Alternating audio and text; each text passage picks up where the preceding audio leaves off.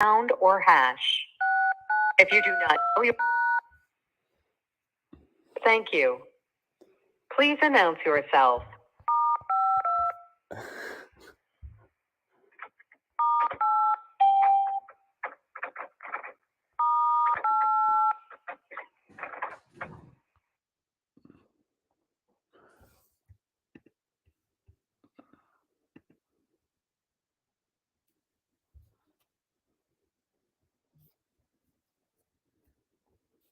You have something special. You have greatness in you. In the right place at the right time. Please enter your PIN followed by the pound or hash. No, your PIN, please enter pound or hash.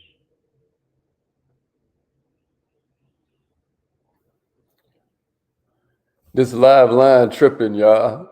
Hold up just a second. I'm about to try this one more time. And then we just going to get busy. Hope everybody's feeling good. Rep your city. Let them know where you from. You have something special. You have greatness in you. Hello, this is Les. Please enter your... Let's try this one more again. Let them know where you from. Thank you. All right. Please announce yourself. Michael Douglas, South Carolina, checking in. All participants are muted. My man Michael Douglas in the house. I could love that. Entry and exit tones are off. Okay, we finally in business. Good morning, millionaires. Good morning, millionaires. I hope everybody's feeling incredible. My name's Haziq Ali. We're here to help you make more money with your business, man. Point blank, period.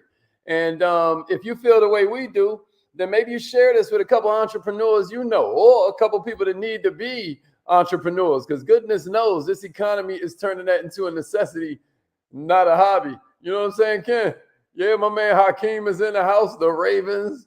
My man B Moore is in the building. What's up, Eric? Good morning, King. Hope everybody feeling good. What's up, Vanessa? Tammy's here. How you doing, Miss Oda? I'm glad you made it. My man Jerry Ferguson is in the house. What's up, Nicole? Yeah. Monique checking in. Let's go, Chi-Town. All right, so make sure you spread this word with 3 different entrepreneurs you know. I don't care if you're watching on LinkedIn. I don't care if you're watching on Facebook. I don't care if you're watching on Twitter. You know what I mean? We in a bunch of different places at once. I love that. You know, what I need to start doing is going hard on Instagram as well. We'll see. Maybe I'll look into that. What's up, Nefertari? Let's go. I can't wait to see everybody at Advanced Sales Mastery. What's up, Aisha? Let's get it. Hey, appreciate all the love. Hey, Eric. You know what I mean? Cuz appreciate the love, man. Eric's showing love. If Eric invited you here today, he got love for you. You know what I'm saying? Yeah, if Nefertari invited you here today, he got love for you. I'm glad y'all are here. Did y'all catch that training I did last night? Talking about the 6 levels of communication. Did anybody catch that last night? I don't know if you did or if you didn't, but if you did not, then make sure you go watch that replay, because I think it's going to be hella vital for you. I think it's going to be hella helpful. Yeah, what's up? Let's go, Miss Wood.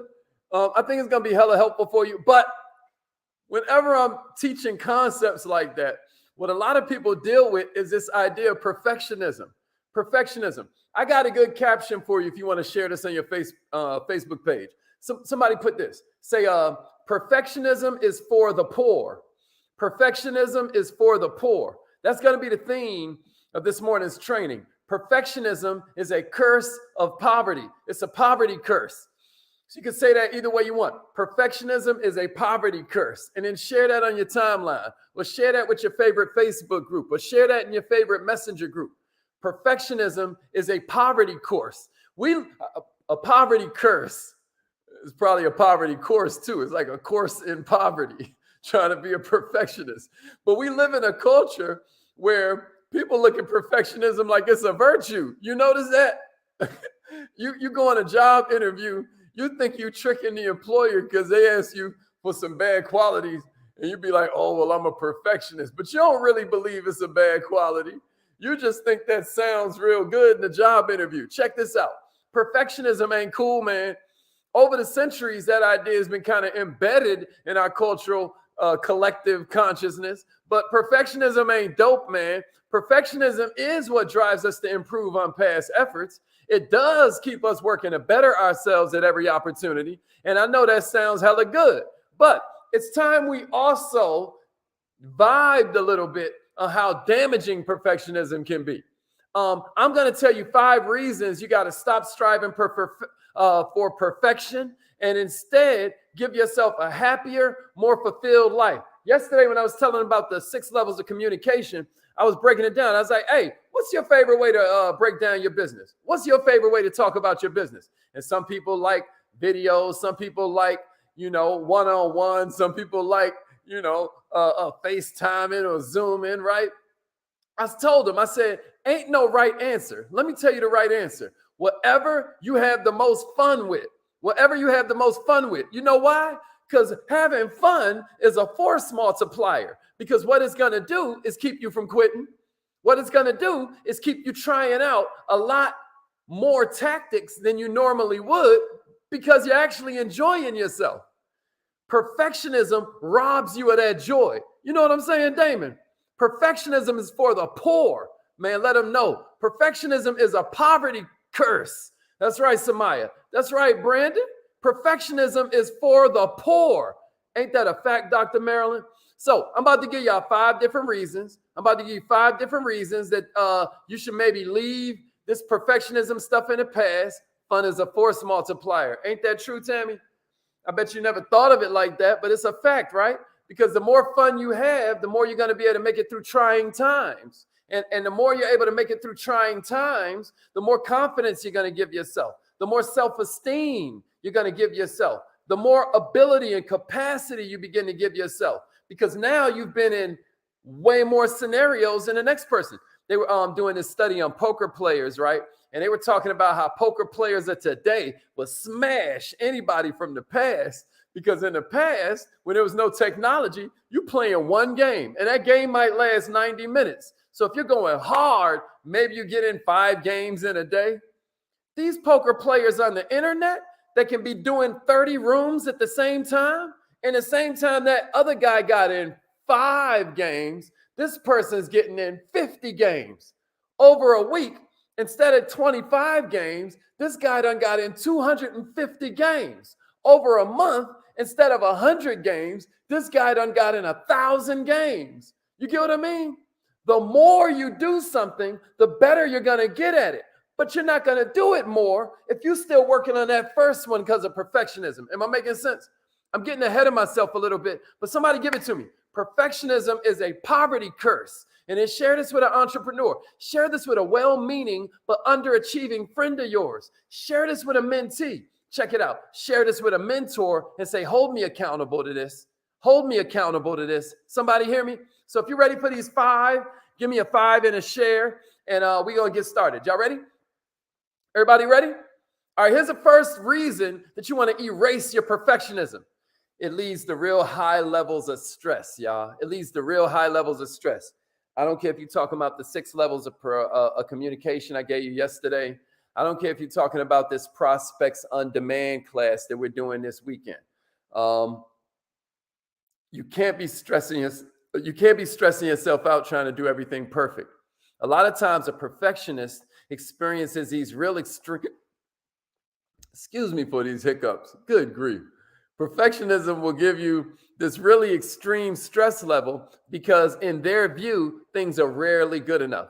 They go through life continually worrying about making everything perfect, and it's an unhealthy mindset. All it does is keep you from feeling satisfaction. All it does is keep you from feeling any sense of fulfillment about your work. Is that sustainable? No, it's not. Chasing perfection means having to live with this relentless inner voice that keeps telling you go harder while also reminding you ain't nothing good enough. What the heck else is a more perfect recipe for burnout? On this, you want to keep going harder, but on this one, it ain't nothing's ever good enough, right? When you leave this unchecked, you're going to burn out, y'all. You might feel so exhausted mentally, so exhausted emotionally, that now you find it a lot easier to give up. You hear me? Here's the uncomfortable truth about perfectionism. It's usually insecurity in disguise. Maybe that's something you should type in the comments. Maybe that's something you should write in your notes. A lot of times, perfectionism is insecurity in disguise. Some of you know, some of you don't. We talk a lot about personality types because as an entrepreneur, it's going to help you knowing how to relate to people and meet them on their level like Jesus did, right? We want to become more Christ-like. And it's ironic because in this big book about entrepreneurship, they talk about this thing we've come to call the golden rule, right? We say, treat others how you would do unto your brother as you would have your brother do unto you. You know, that's the way it's written. And we call that the golden rule. But check this out. There's also something called the platinum rule that Jesus practiced, the cat that we call Jesus. There's something called, and how that goes is you treat others how they want to be treated, right? It's empathy. It's the ability to dig in and put their needs emotionally above your own. I don't know who needs to hear this, y'all, but a lot of times perfectionism is insecurity in disguise. We can't get to how the other person's feeling because we're so insecure. We have such internal issues going on. And a lot of times it came from our parents. We have these 4 different personality types, right? A spring, we call an empathizer. A summer, we call a socializer. A winter, we call an organizer. But a fall personality, we call them an analyzer. Reason we call them an analyzer is because they got to dot every I and cross every T before they buy something. They've got to look at it, uncover it, unpack it, test it, fire test it, water test it. You get what I mean? They're the only ones that when they say they're going to think about it, they actually mean it. And here's what you got to understand. That causes perfectionism because at one point in your life, Miss Perfectionist or Mr. Perfectionist, I guarantee you, if we was to look closer at it, there was a time being wrong equaled pain. Maybe one of your parents was a drill sergeant or real militant or always cracking a whip on you when you would get something wrong, right? And so now you've learned that behavior, and it's all because when you were a child, making a mistake equaled pain. Perfectionism is a lot of times just insecurity in disguise. I don't know who needed to hear that, but I want to invite you to reveal it so you can heal it. Somebody hear me? All right, here's the second one.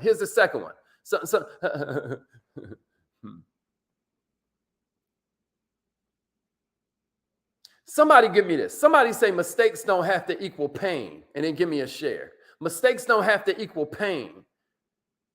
Somebody give me that. Mistakes don't have to equal pain. Mistakes can equal knowledge. Mistakes can equal elevation. Mistakes can equal acceleration. Mistakes can equal progress. You hear me?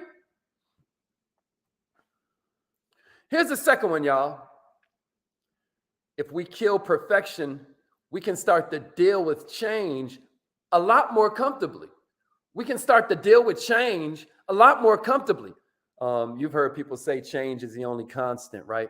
But if you're focused on keeping things perfect at all times, it's going to get more frustrating. It's going to get more complicated for you to deal with change. Somebody hear me? Somebody hear me out there?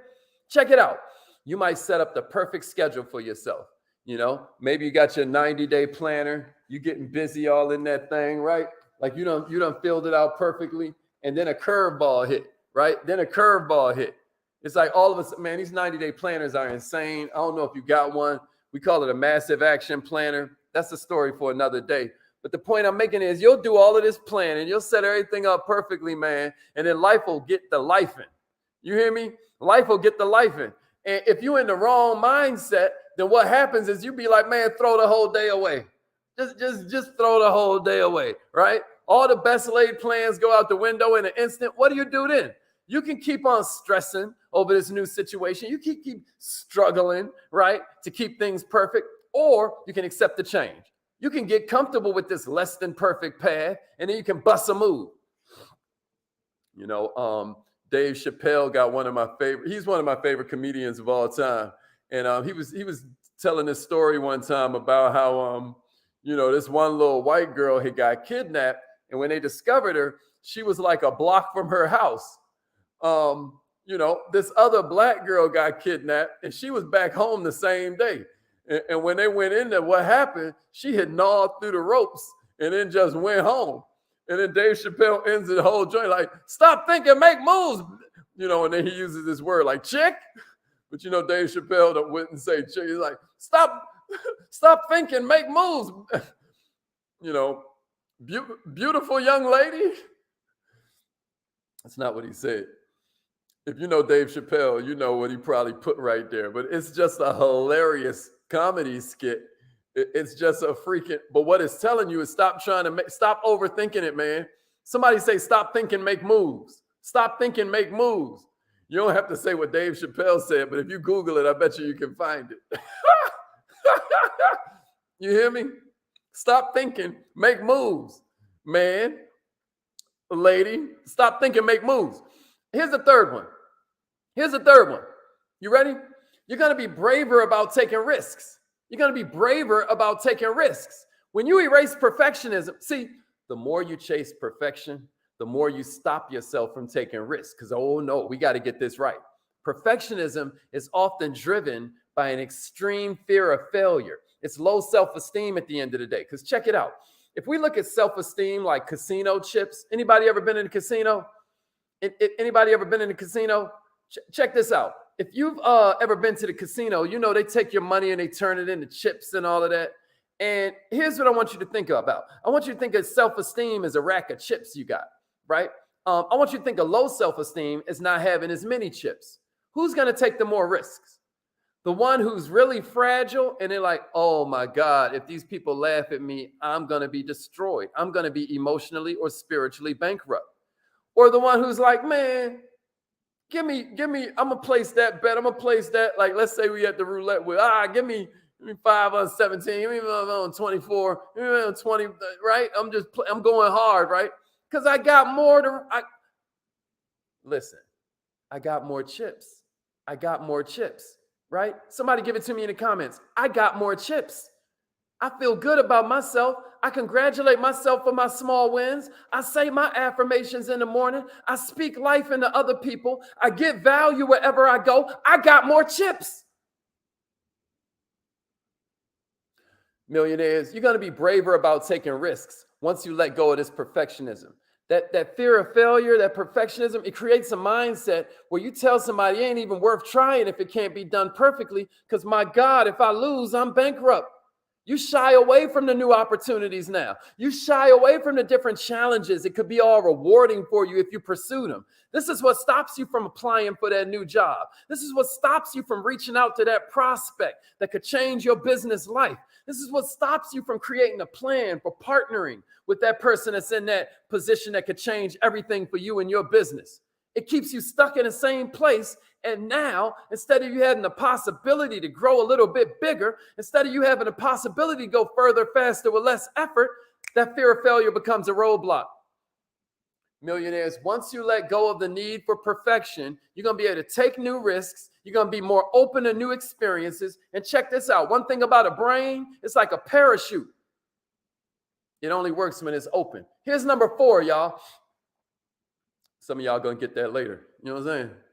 Perfectionism also stifles creativity. That's how I know it's not from God. Hey, check this out, y'all. The devil don't care how many souls you're going to save. The devil don't care how many moves you're going to make. The devil don't care how much larger you're going to expand your territory and enlarge the kingdom, as long as you're willing to do it tomorrow. The devil owns tomorrow. Today belongs to God. You get what I'm saying to you? So we know that this ain't from God because perfectionism stifles creativity. And y'all hear me say it all the time. Creativity is next to godliness. Just as perfectionism keeps you from taking risks, keeps you from trying new things, it also suffocates your creative impulse. If you've hit a little stride where you got one perfect way to do things, now you're no longer going to rely on your creativity. This is why God gives us adversity. Because it's adversity. Somebody write this in the comments. All creativity comes from constraints. All creativity comes from constraints. That's why I was pointing out to you what your parents did to you. and what your parents did to you. If you're a perfectionist, I pointed out that your parents being overbearing and militant and making your mistakes equal pain is what crushed you out. Check this out. Perfectionism stifles creativity. Somebody say all creativity comes from constraints. What you got to understand is your work is going to suffer in the long run if you don't keep innovating. If you got one way that you've mastered, yeah, get paid with it. Don't get bored with it. Get paid with it. But ain't nothing wrong with having a couple different tools on your belt. You hear me? And when you forget about being perfect for a second and you focus on doing something new or doing something old, a new way, or trying the same old thing with a little bit of innovation and creativity mixed in, experimenting to see if I can get 7 out of 10 instead of 5 out of 10. Now you're going to learn something new about yourself. Now you're going to pick up a new skill. Now you're going to pick up a new way of thinking about things. Now your philosophy is a little bit more emboldened and bulletproof, right? Being creative as a person also gives you like a whole new kind of unique personality. You're more fun to be around because you're embracing life. Somebody give it to me. Perfection is the enemy of progress. Perfection is the enemy of progress. Here's the last one I got for you, y'all. And we're going to go say our affirmations. Saying no to perfection is going to leave you with a lot more time. Saying no to perfection is going to leave you with a lot more time. What do we mean by that? If you've ever been a perfectionist, you're probably familiar with how little leisure time is left to yourself, right? We start to adopt these habits that keep us so occupied that all of a sudden we always active. Ain't always productive, but we always active. Can I get a witness? Perfectionists are the ones you always see multitasking. They avoid taking breaks, right? They refuse to delegate anything because they don't trust nobody. Perfectionism creates this all or nothing kind of mentality where you struggle with delegating, and so you end up stagnating. You don't trust them to do it perfectly, so you don't trust them at all. And since you disapprove of how other people accomplish their tasks, you start to really believe it'd be better if you did everything yourself. That's the song of every poor person you've ever met. If you want something done right, you gotta what? Do it yourself. That's a song of the poor. Let me tell you what the wealthy say. If you want something done right, you need to be a better teacher. If you want something done right, you need to find somebody who's real good at what you're bad at. And check it out. A lot of times they're going to be real bad at what you're good at. If you want something done right, you want to find somebody for whom your work is their play, right? If you want something done right, then you need to find somebody who got an offer for your audience or somebody who got an audience for your offer. But never does a wealthy person say, if you want something done right, you got to do it yourself. All you're going to do is be buried under a mountain of work, be cranky, be irritable, be unable to kick back and relax. Now you're not a vibe.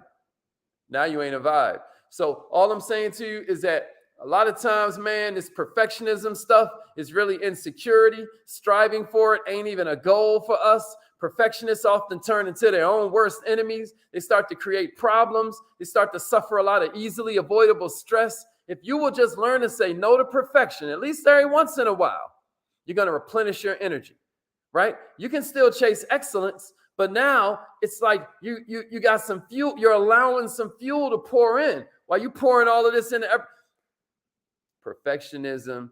May seem like it's an ideal thing, but I'm telling you right now, it causes headaches. It causes procrastination, and it's not worth sacrificing your mental and sometimes physical and oftentimes spiritual well-being. If a life well lived is what you're looking for, maybe you stop seeking perfection and instead start reaching for progress. That's a t-shirt. Stop seeking perfection. Start reaching for progress. Huh? All right, this affirmation time. Let's get it. Y'all ready? This weekend, we doing Prospects on Demand. You know, if you know, you know. If you know, you know. A bunch of y'all are invited to come and rock with us.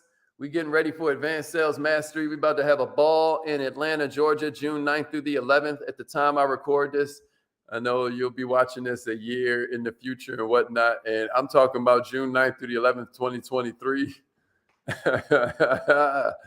All right. So it's affirmation time. Let's get it, y'all. It's affirmation time. Let's go. Let's go. Call in right now.